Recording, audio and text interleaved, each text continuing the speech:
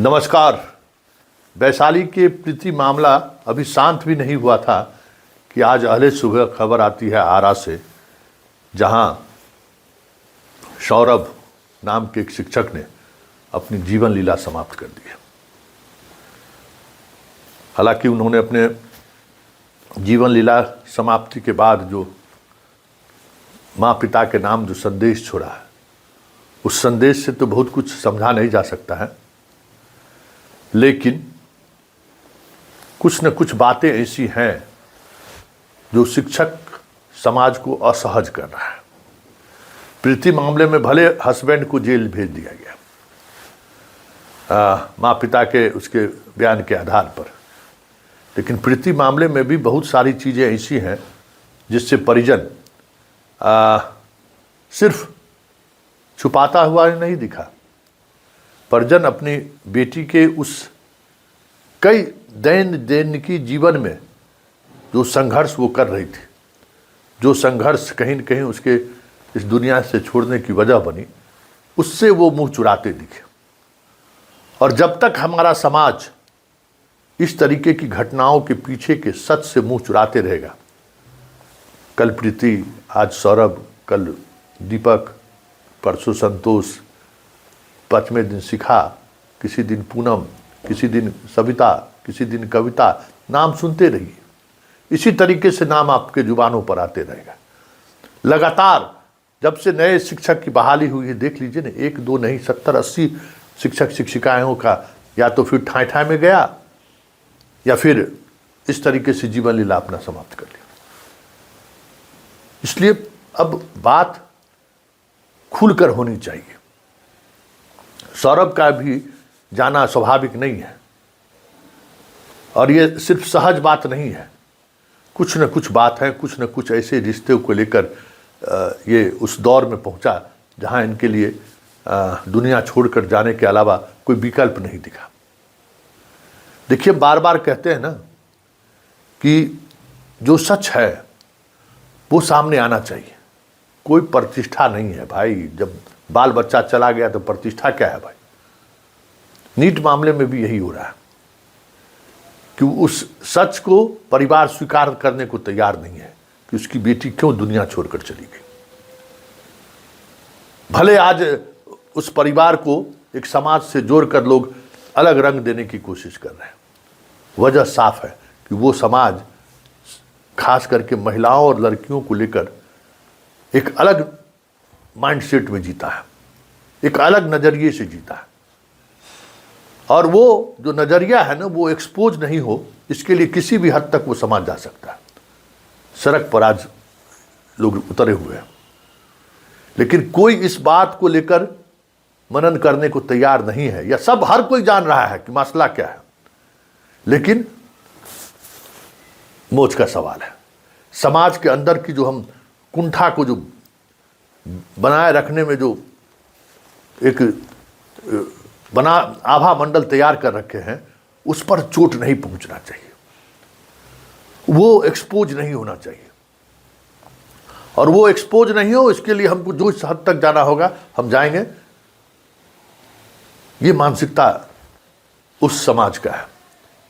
इसलिए निर्भया, आए दिन निर्भया जाती रहेगी, कोई समाधान नहीं निकलेगा, क्योंकि इसकी वजह जो है, उस वजह पर कोई विचार विमर्श करने को तैयार नहीं है।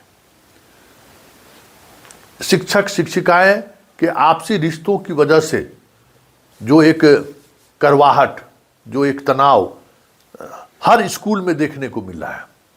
कोई भी स्कूल अछूता नहीं है।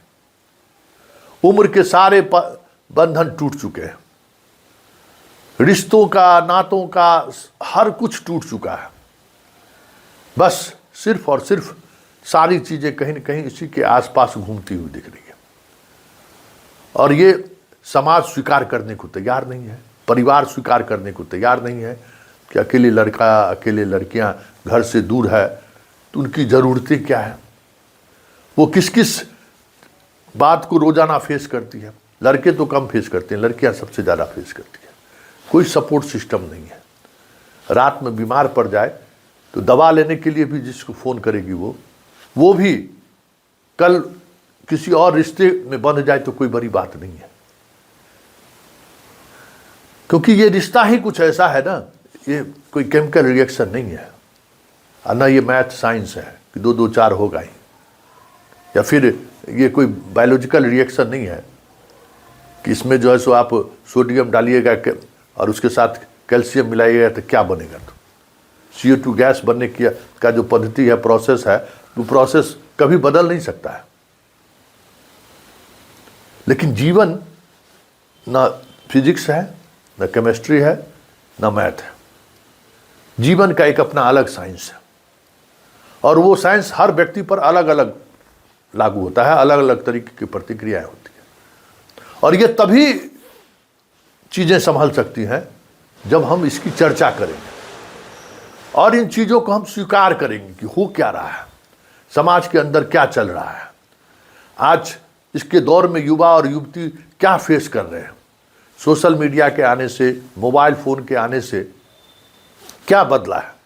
पहले चुपचाप चुरा कर लोग चिट्ठी किसी तरीके से पहुंचाने की कोशिश करता था, वही उसी कोशिश में महीनों लग जाता था कि किसी तरीके से हम अपनी बात हम जिसको चाहते हैं उस तक पहुंचा दें, महीनों लग जाता था। आज सेकंड में हम अपनी बात उस तक पहुंचा देते हैं। ये इतना बड़ा फर्क आया है रिश्तों में। तो ये जो फर्क है ना, ये फर्क आप एक बात समझ लीजिए, ये फर्क को समाज को समझना होगा कि जो चिट्ठी के ज़माने में मोहब्बत भरा, आई लव यू भरा हुआ पत्र को लड़कियों तक पहुंचाने में महीनों और सालों बीत जाता था, आज वो सेकंड में हो रहा है। लेकिन समाज उस रफ्तार से चीज़ों को सोच नहीं रहा है, न समझने को तैयार है। उसको लगता है कि प्रतिष्ठा है, इसको ढक के रखो, इज्जत। ये जो इज्जत वाली बात है ना, उसी की शिकार प्रीति भी हुई है, उसी का शिकार सौरभ भी हुआ है। हमें ओपन माइंड से चीज़ों को सोचना होगा कि समाज में हो क्या रहा है, रिश्तों की इस पहेली को समझना होगा, और उसी तरीके से हम अपने बच्चों को तैयार करना होगा। बच्चों से बातचीत करनी होगी, बच्चों को ये लगे, ये भरोसा हम गार्जियनों को बनाना होगा कि बच्चों को ये भरोसा रहे कि हम माँ पिताजी से अगर हम ये बात शेयर करेंगे तो वो उसको दूसरे तरीके से नहीं लेंगे। इतना ओपन माइंड बनाने की जरूरत है, नहीं तो आने वाले समय में इसी तरीके से बच्चे दुनिया छोड़ते रहेंगे और हम आप समाज की प्रतिष्ठा मान के सहारे दूसरा दिशा देते रहेंगे। इसलिए जो सच है उसको स्वीकार करिए, और हम शिक्षक बंधुओं से आग्रह करेंगे कि आप स्कूल में सिर्फ बच्चों को ही नहीं पढ़ाने आते हैं, आप अपने भी पढ़ने आते हैं, एक नए रिश्तों के साथ।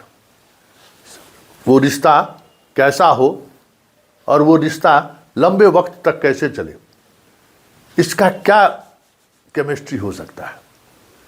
खुलकर बात करिए, आपस में संवाद करिए, और उस संवाद के सहारे समाधान निकालिए। नहीं तो प्रीति, फिर आज सौरभ, न जाने कितने ऐसे नाम इस सूची में जुड़ जाए, कह नहीं सकते। इसलिए मनन करने की जरूरत है, मंथन करने की जरूरत है।